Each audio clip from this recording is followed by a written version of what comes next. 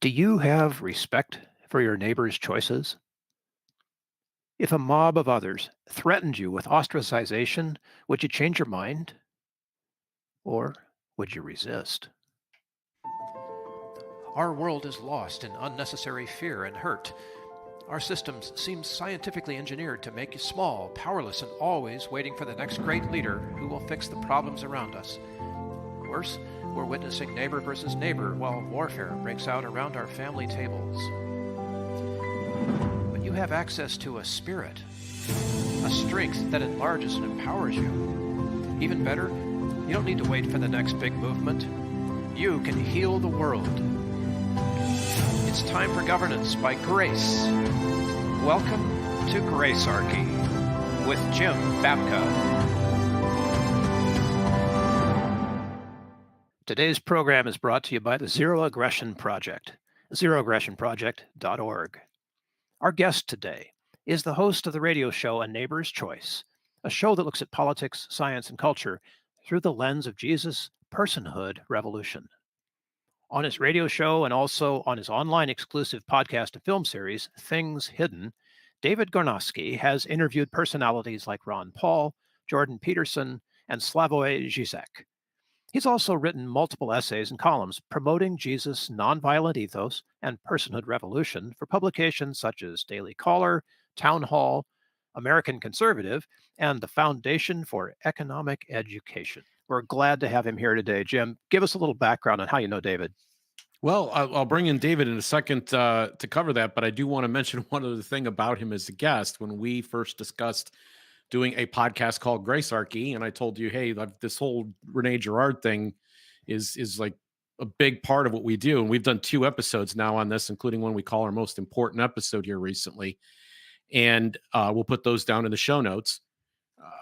We had a list of 10, 12 people that we said we have to get on the show.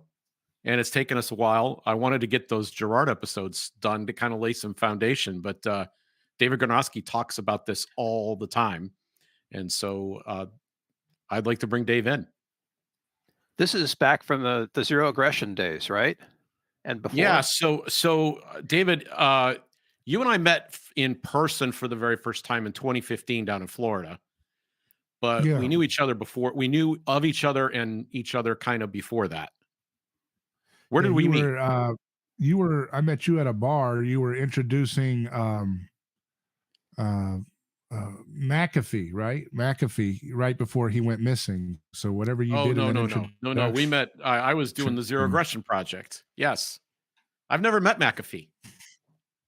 I've never met him. He's a character. I would have liked to have met him, but I never met him. That's our next list of 12, Jim. We got to get Simon Sinek, the ghost of McAfee, the ghost of McAfee, Julian Assange. But David, the reason I bring up the 2015 meeting is I was already familiar with Rene Girard, but you were the very, very first person who had ever said to me, I'm going to go do some stuff. I've come across this philosopher, Rene Girard, and I'm going to go do a whole bunch of things with it. And it was the very first time anybody had physically said his name to me. I'd read him since 2012, but it was the very first time somebody had volunteered to me that this had an impact on him. So I'm curious, how did you discover Rene Girard? I can't remember. I got to write it down somehow, but there was like 3 or 4 different people or moments or things that kept connecting me to this name, Rene Girard, all at once. You know how you have those 3 independent sources that all say the same name at the same time, Mm-hmm. And that's kind of what happened with me, is that I had that happen with Rene Girard's name. And so I look into him, and I quickly discovered that I felt that he was the missing intellectual link between the political insights that I had and the Christian faith, right? I felt like he provided, not him, but he provided a missing intellectual link. I'm using kind of like an evolutionary term right now in terms of like, what is the intellectual transitionary form that kind of glues the foundations of why I have the skepticism that I have of power and violence, and why I have this deep insight that it comes intuitively from the Christian faith. Never could quite glue that together the way I wanted to when I was looking at the Bible from a theological framework, because it's the theology is the study of God, and anthropology is the study of mankind.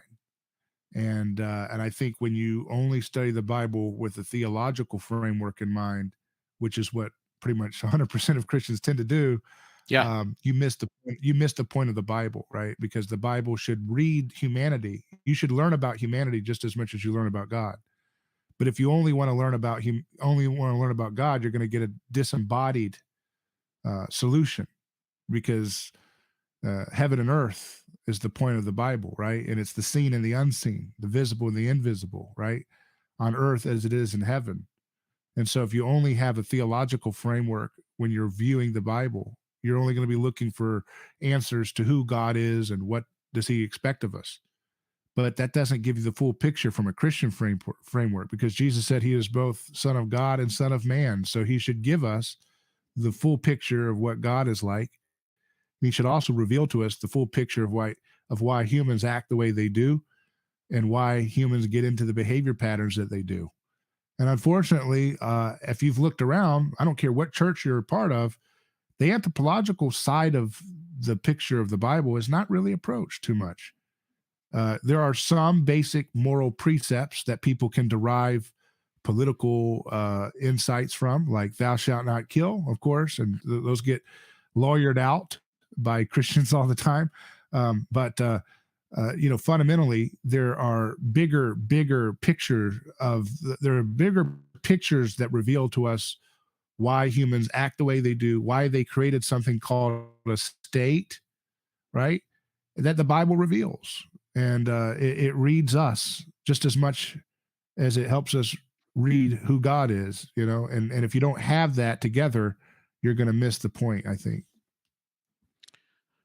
So you've gotten right off the gate, you're getting into the importance of kind of that healthy balance. We have a Christianity that's so full of heaven, it's no earthly good. It ends up being very legalist. People start looking for rules from an eye in the sky. I love how you are explaining all of this, and this gets into the importance of anthropology.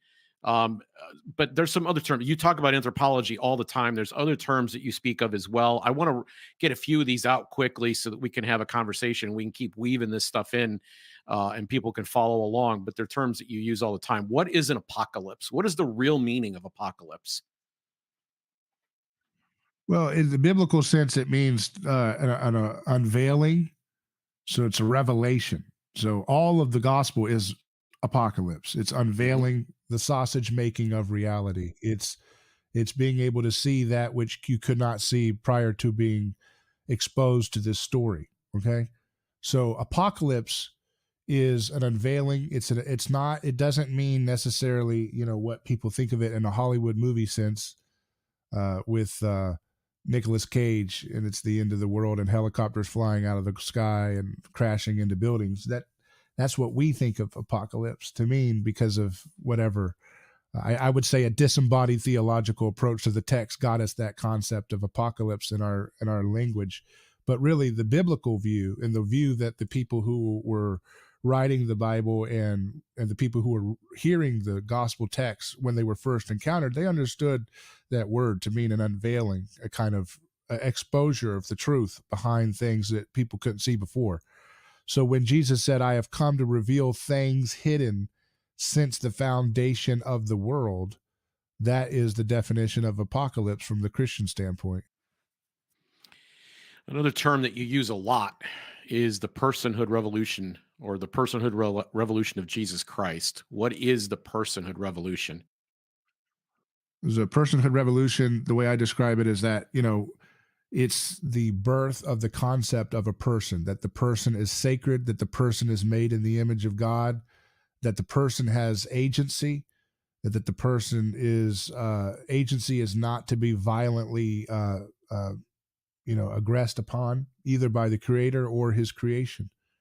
That's the intention of what God set out. And so personhood also is a little bit different from individualism, right? Individualism is a little bit, I would say, is a little bit of a downgraded concept of the person that doesn't really fully encapsulate the truth of who we are, right? Because individualism Rene Girard would say the individual, the concept of the individual is kind of a more defective version of the truth of personhood, in the sense that personhood is patterned off of what we see in the Trinity. There are three persons in one, right? And so just as the Trinity is interdividual, meaning that they desire a kind of their desires are shared in a kind of communal sense, so too the truth of human beings is that we do not originate our own desires in an island situation in and of ourselves. We catch desires from those around us. So personhood encapsulates that Trinitarian nature of human desire, that it's not totally from our own secret heart, but rather it's oftentimes the things that we are most desirous of are things that other people have modeled for us. Yeah, this is, I think, when I talk to people, if I find a resistance point, this is it. They think that they are the originator of their own desires. What is the argument? What is the evidence for Girard's claim that desire is comes about through imitation? Well, he started off in studying literature, the great works of literature and Western, novels and playwrights like Shakespeare. He looked at Cervantes' Don Quixote novel. He looked at all the different great novels, and he realized there was a pattern in all of the great novels that were considered transcendent. The difference between a genre book and a great novel was one that was able to actually transcend the what he would call the deceit of the romantic self, which is that human beings do not want to admit that they are phonies. They don't want to admit that most of what they are is a construct of things other people have modeled for them. But he found that the greatest novels that seem to really have what we would call an apocalypse of the self, that is an unveiling of the truth of ourselves, that was something that was like climbing the Mount Everest of art and novels. And the greatest works were all finding a similar pattern about the self, that the self was actually really a construct of so many of the things that other people do. Like, we don't want the Cadillac because it's intrinsically, there's nothing about the Cadillac and its emblem and all the other things that make it so insatiably desirable. Now, I know the Cadillac is not as desirable today as a brand, but I'm kind of playing an old-fashioned thing now. We're talking like as if we're still in 1960s or 50s, but or 70s. I don't know when they lost their prestige, but it's been a kind of gradual decline with the decline of American automotive prestige, I guess. But regardless, you don't want the Cadillac because of its intrinsic value in and of itself, but rather you want it because those who you want to be like have one. And desire is always a desire to be, So, that's interesting when we think about who God says he is, right? When the tetragrammaton, I am that I am, being, and then you think about, some people translate it that it's actually more accurate to say it's becoming. He says, I am becoming. I am that which is becoming. So it's interesting how, if you look at if you're looking at the Bible as an anthology, it's a meta text with all these different genres and different authors and different pieces of history. It's all interesting how it's like the basic descriptions of everything really show you what we're talking about. Like I am that I am. Who's the name of the deity? He calls himself I am becoming. Oh, okay. Well, maybe that would have something to do with what we're going to learn about in this text. Yeah. What does it mean to Yeah. desire? What is it? If you're thinking of it from a literary standpoint, and that's the hero of the story in some sense, is a guy who says, what's the hero's name? He says, I am being, I am becoming. Okay. That might be a clue about what we're going to learn in this story from the author. Okay. And then you see other things like, what does the word Israel mean? It means to wrestle with God. Okay. That's interesting. How have we wrestled with God? Well, maybe it's because we had a false sense of who God was And the text is going to reveal that slowly through all of the different authors. It's going to reveal the truth of what God was really all about all along, despite our errors that we've mixed in along the way. And that's why the Bible can't be read in a flat way, because the Bible invites us to wrestle with each author. Is this truly what God wants us to do? Or sometimes are the authors having a dialogue? And, that's an interesting discussion for another time, but just throwing that out there for now. It's a great, fantastic discussion, because if it's theology and if it's coming from the sky, I've taken on here in this program directly the notion that it's God's word. The book itself at no point ever claims to be God's word. In fact, John 1 spells out clearly who the word is. So you're saying I am is the name of the deity. Well, the name of the Son is the word, right? That's one of his names. He is the word. And, the story's mediated through him, right? Christianity, because it's an apocalyptic religion. So, okay, let's use that term again, apocalypse, unveiling. Christianity, an apocalyptic religion. In other words, it is a religion. It is not a religion, but in that way, but it is a movement in history that unveils the truth of things. So that means that if you are doing Christianity right, it's going to have an effect on your epistemology. What is your epistemology? Epistemology means, how do we know what we know? It is the study of how we understand what we know to be true. It's kind of a meta discipline. It helps us understand a discernment. In other words, epistemology is just a scientific, it's just a technical term trying to describe what is really just a matter of discernment. And once you understand that so many of the things that we think are settled dogmas in our world are actually just mimetic delusions. They are Cadillacs, so to speak. People don't challenge relativity because it's a Cadillac, so to speak, right? They don't challenge quantum physics. It's true because it's a Maserati. And you don't challenge people who've got Maseratis because they've got more social stroke than you do. They've got more social status than you. They obviously are in a position of higher value than you. So why would you even in a credible sense challenge what they have to say? So these things have admiration, they have fascination, they have currency that are not necessarily synonymous with the truth. And that's what Christianity helps you do. In other words, Christianity helps you become street smart in the truest sense of the word. It helps you know the truth behind all the BS around you. That's why Christianity is a threat to the state and its oligarchs, because it shatters propaganda foundations. Right. Okay. A couple more terms I want to just run through real quick. Gospel technology. What is gospel technology? That's how Christianity it shatters the propaganda. Okay, so you have to understand, first of all, that when you're looking at the New Testament, or let's just take the gospel accounts, Matthew, Mark, Luke, and John, those are would you call that media technology? They had to be written on a paper, right? Yes. So that's a technology. When you take a pen to paper and you write something, that's a technology. You just did something, right? You used a language, you use an alphabet or whatever, right? And you write it down. That's a piece of technology. So we don't think about the Bible like that, right? We typically think of it like it's this like sacred scroll that's not related to technology. It's the opposite of technology. Technology is like a new iPhone, and the Bible is like something that's like a magic relic or something that's floating from the sky. No, the gospel technology is the way in which the writers of the gospels were able to write down an account of something that happened. And this writing down of this account of something that happened that changed their world, that technology then gets disseminated around the world.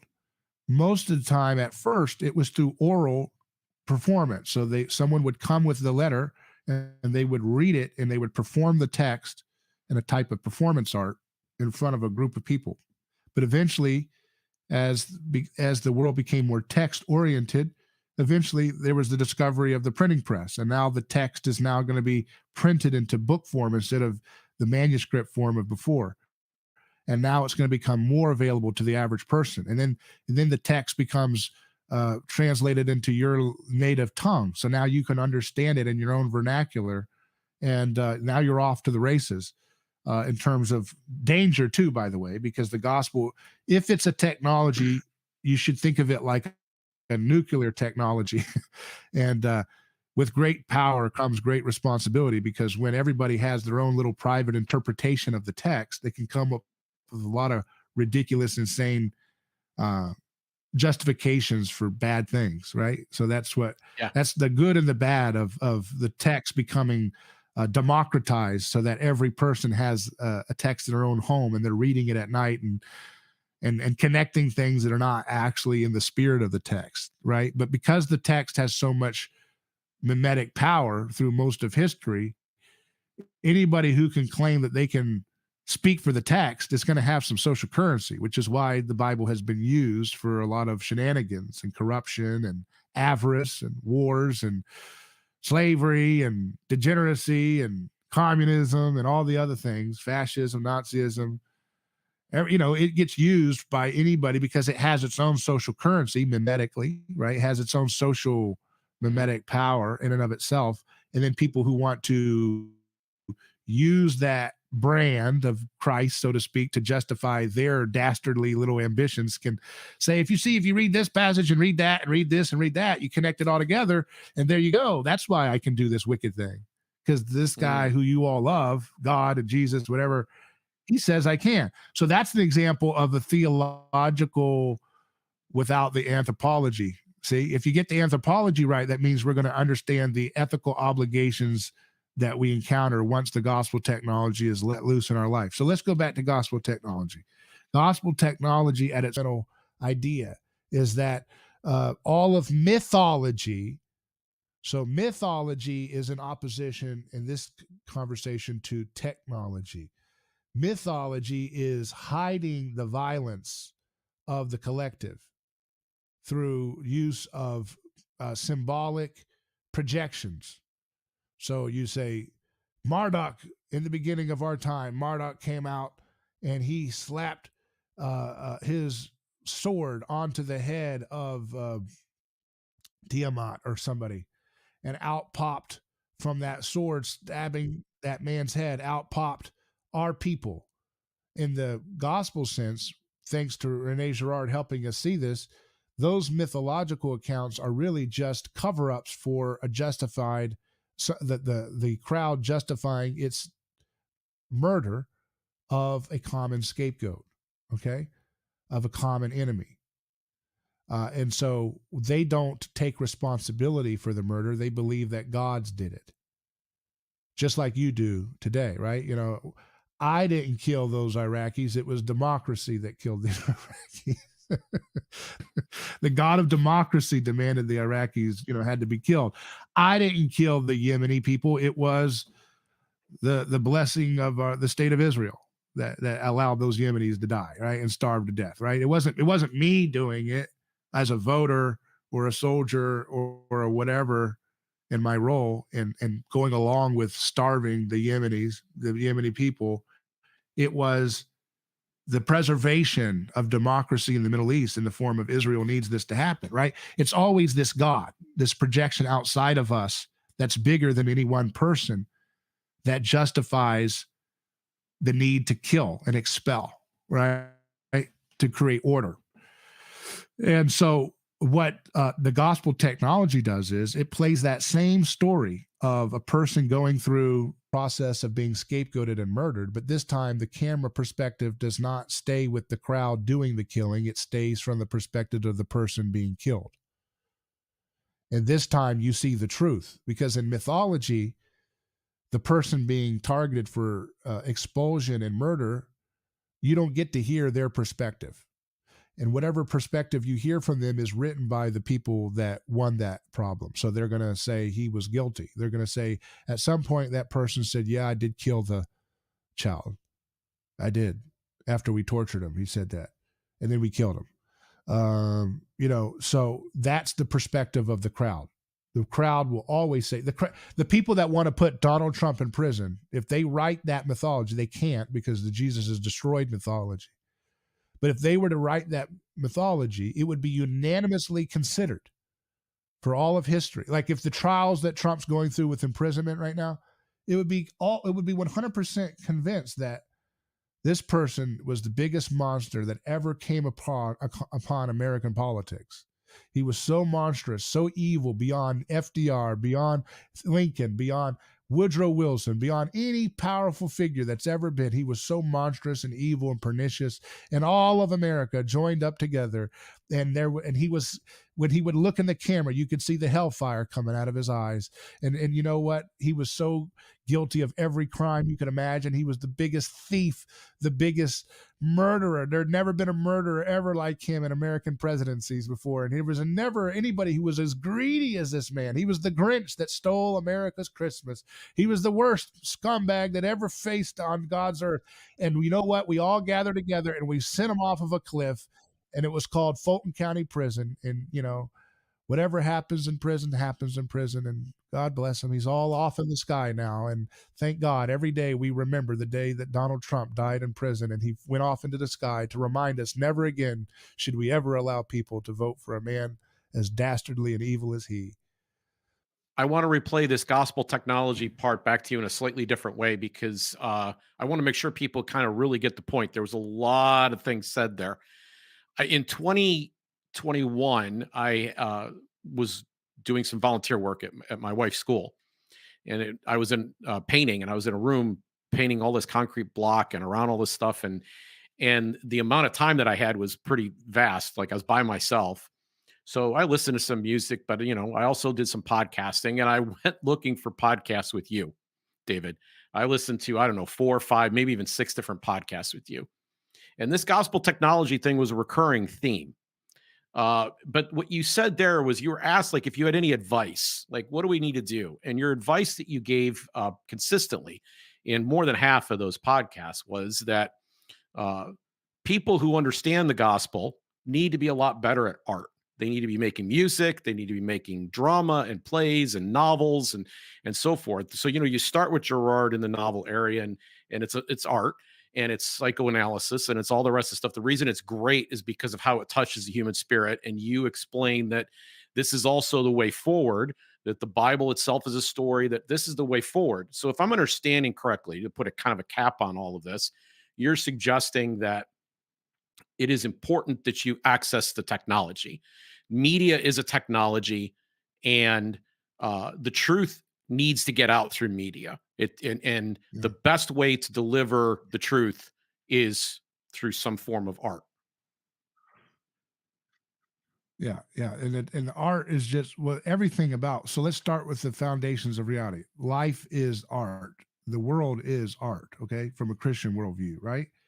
So this whole drama that we're in is an art. It's art. God created the universe and it's art, right? So our lives are performing art. If we're alive and we're alive in Christ, especially, our lives are modeling that art in various different ways. So what does that entail? That entails telling the truth. The good news is that God does not desire sacrifice. He desires mercy. He does not desire murder and violence and expulsion and putting people in rape cages to get things done.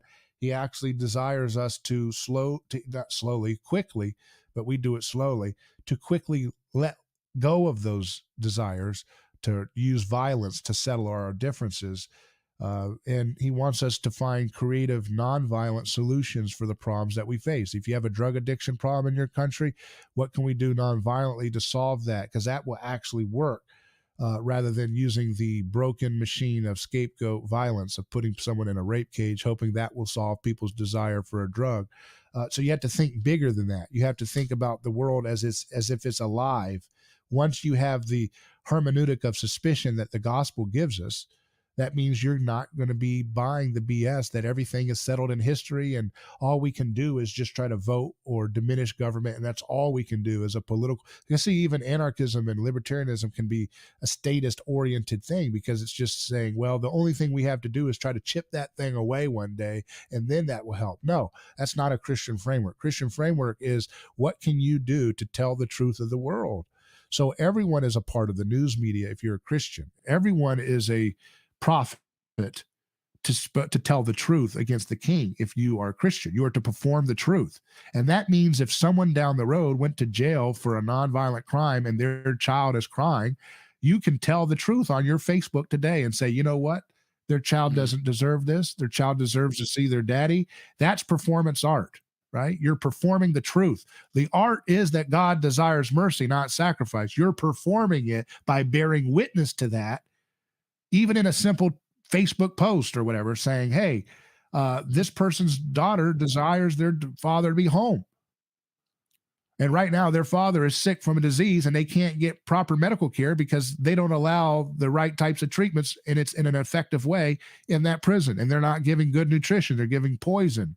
So everybody has a platform for art, right? Everybody has the ability to demonstrate and speak up for the gospel, as you just articulated. Yeah. They also have a choice as to what they're going to consume, right? I mean, they could choose what they're going to support in there, and that's why maybe the consumption choice matters, right?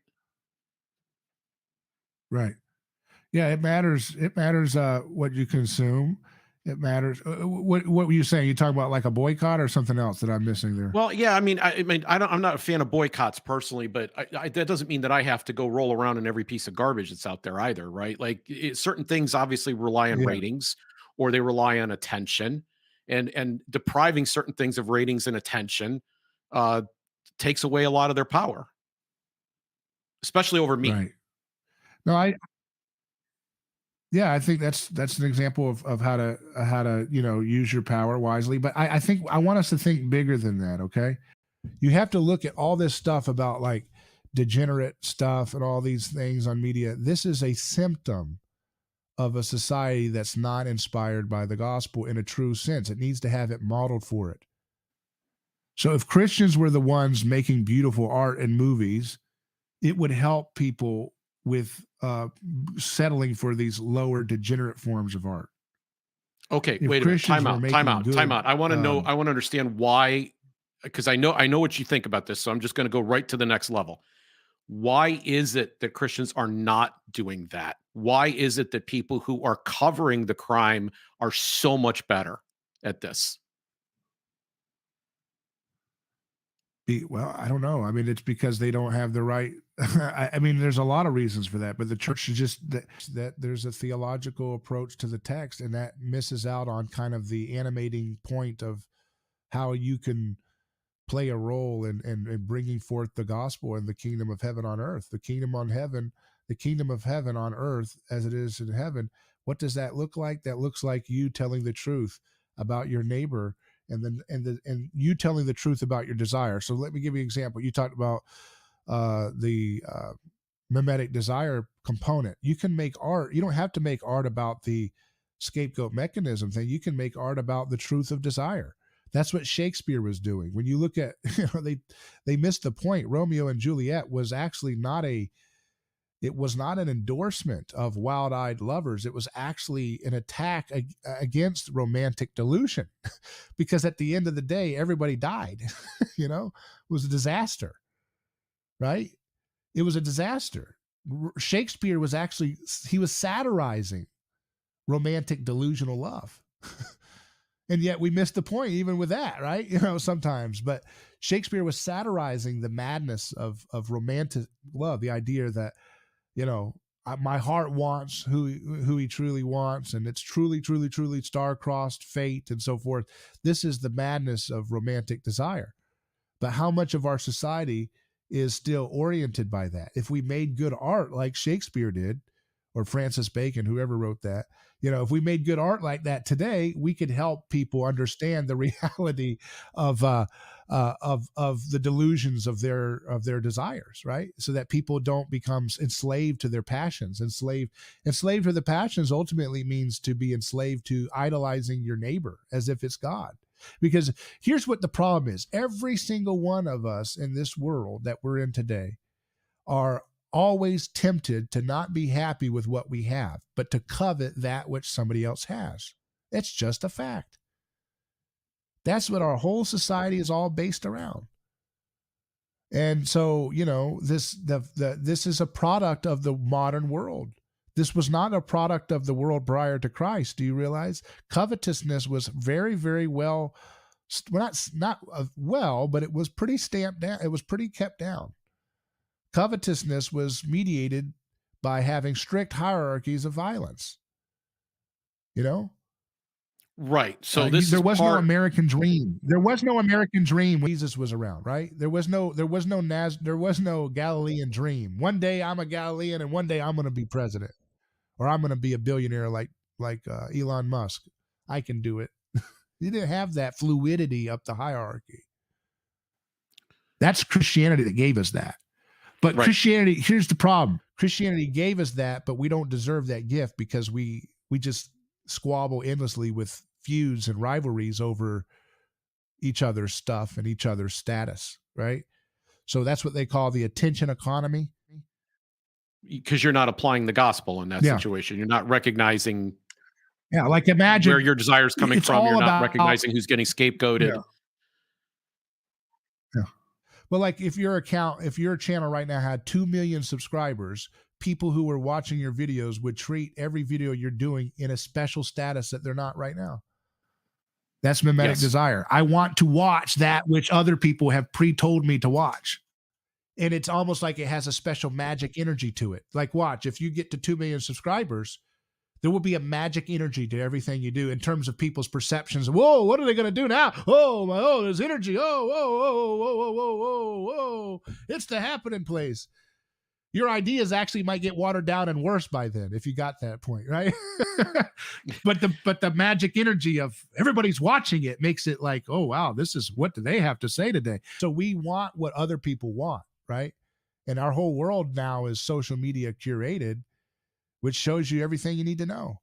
If you could, if Jesus Christ had a YouTube account, he might have 5 subscribers and everybody would say, get this loser off. He needs to go get a job. Right. No, I get, so, I'm going to skip ahead. There were a couple of terms I wanted to get to, but we're running low on time. Let's tear something apart here. Let's go for, an easy subject. Like, what is your view of libertarianism? Oh, yeah. Well, I think libertarianism is is like an antidote. It's like, okay, so if you don't have an anthropological foundation for your Christianity, then you're not going to understand the obvious nonviolent implications, in my opinion, of the gospel. And so if you're in a world where you're going along in society and you have a disembodied Christianity on tap, it's going to create this situation in which you're not getting your nutrients that you need as a human. And so you're going to have to supplement. So it's like, I like to use the metaphor of if Christianity was giving and I'm not judging the sovereign design of where things are going. I actually think everything is going along just fine in some sense. But just kind of on the other side of the coin, if your Christianity is nutritionally deficient, now let's use food analogy, right? People have often said that the soil is so depleted in America that the nutrients in your spinach is so less than it used to be in the 1920s or whatever. And so people are nutritionally deficient, which causes them to have diseases because their body is not able to have all the nutrients it needs to properly function. And so in this society today, it is very common that people have to take supplements for zinc or iron or whatever it is that they're having problems with, because their nutrition of their food is so depleted. And I see that as that's what I see about libertarianism, is that if Christianity was being properly cultivated in a rich soil of the Bible and Revelation, then the Christianity on top would be so fully nutritiously rich with minerals and vitamins that you could eat that and you would get the nonviolent anti-state implications of that Christian experience. But because it's not properly cultivated and it's disembodied and it's theologized into oblivion, you end up saying, hey, wait a second, we shouldn't have wars. Hey, wait a second, we shouldn't have Patriot Act. Hey, wait a second, we should have the right of the individual. And hey, wait a second, we should have rights and all these other things. And so from that becomes this antidote, this kind of supplement that we then call libertarianism. And so you take this supplement and this will give you that ethical itch. It will scratch that ethical itch in your heart, because you got your Christianity, which saves your soul. But according to so many different Christians, who knows what the political implications are? It's just endless. Everybody's got their own little thing here, there.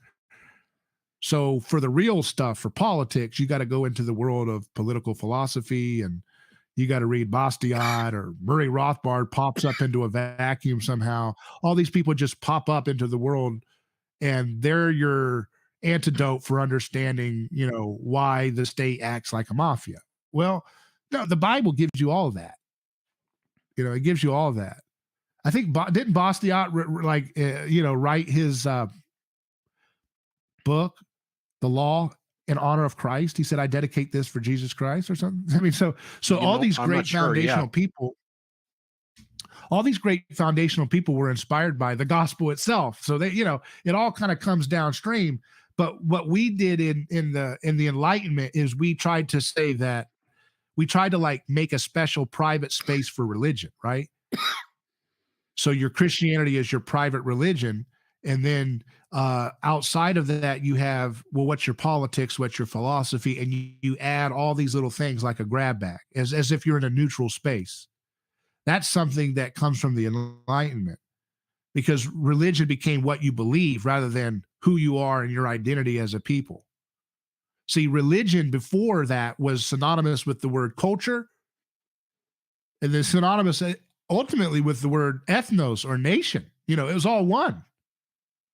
Who you are as a people and who your culture was and who your society was your religio. Religio is what bound you together, right? So your ethnos, your culture, and your religion were all one and the same. And then in the Enlightenment, they said, no, religion is going to be your views about, your beliefs about the metaphysical claims of God and that kind of thing. So it became a truncated version of itself. And that's what we've accepted to this day. We pop up into the society and we say, well, I was raised Baptist, but now I'm Catholic, or I was raised Catholic, and now I'm a Nazarene, or Nazarene. So I'm all these different things, and I pick and choose. And then I was raised right wing, and now I'm a libertarian. Or I was raised libertarian, now I'm communist. So we pick and choose like we're some little sovereign thing. We don't realize how much of this stuff is all just we're kind of playing in the sandbox of Christ, and we don't realize it. We're all, it's like, the whole terms of the debate are all set by Christ. The idea that there's a communist movement and a socialist movement is something that could only come about in a Christ-haunted world.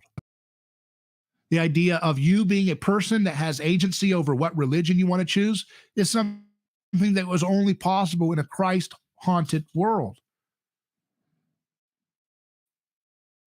Reject the religion of your family. Only a Christ-haunted world would allow you to do that and not get your head cut off.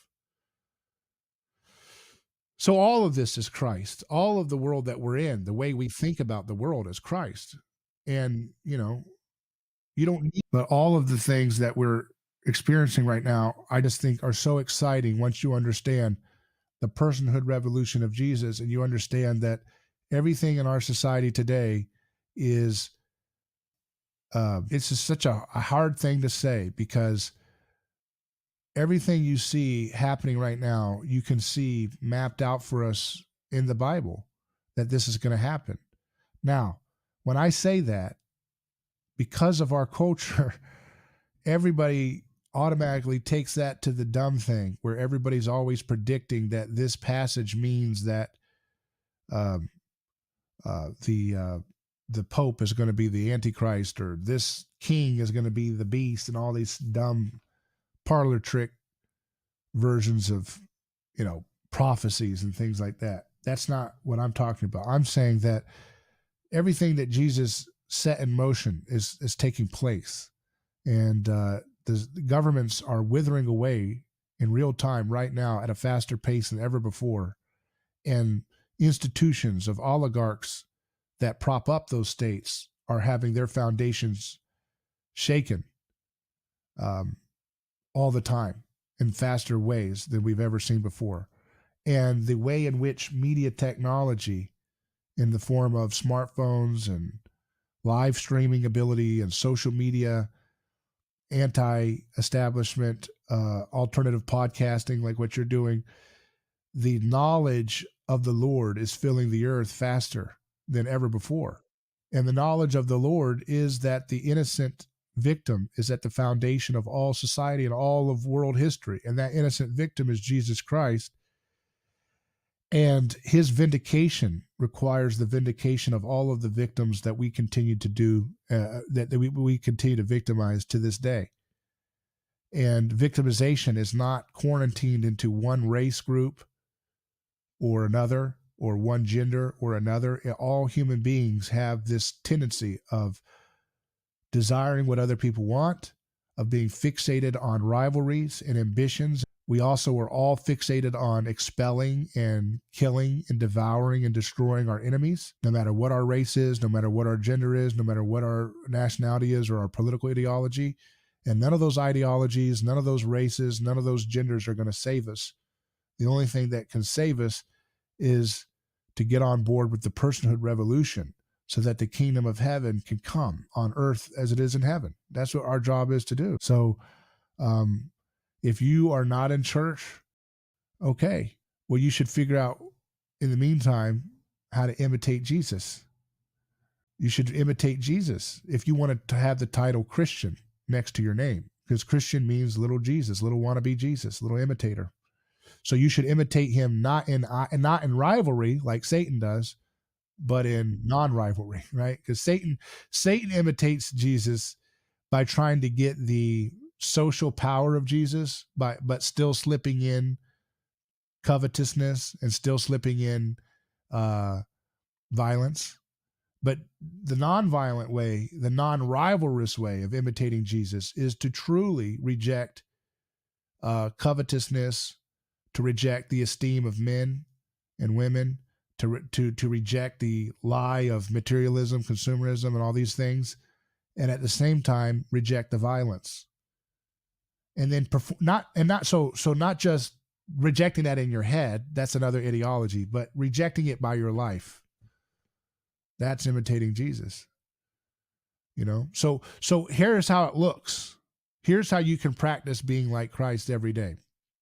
When someone says something mean to you, don't let that knee-jerk, split-second reaction that makes you want to be mean back take over you. That's a good way to start being like Christ. Learn how to let that feeling of mimetic desire pass through you, realizing that that's not really you stirring up in you right now. That's the desire between you. Like magnet, it's almost like an electrical force between you two individuals. And that's what Jesus is teaching us when he says, turn the other cheek, do not resist evil with violence. So you can't stop the drug war until you stop being mean to your rival at work. You can't stop the war in Israel and Gaza until you start learning how to be kind to that pastor that really hurt you, and that's why you don't go to church anymore. Start with that first, right? Start with healing the mimetic rivalries in your heart, in your daily interactions. That's Christ. So right there, right there, Bill. Thank you, David, for being with us today. Right there, you've got 2 grace points already, right? About, you know, turning off that ego drive that says I'm gonna respond, I'm gonna up the ante, and the ability to start to see Christ in everyone, right?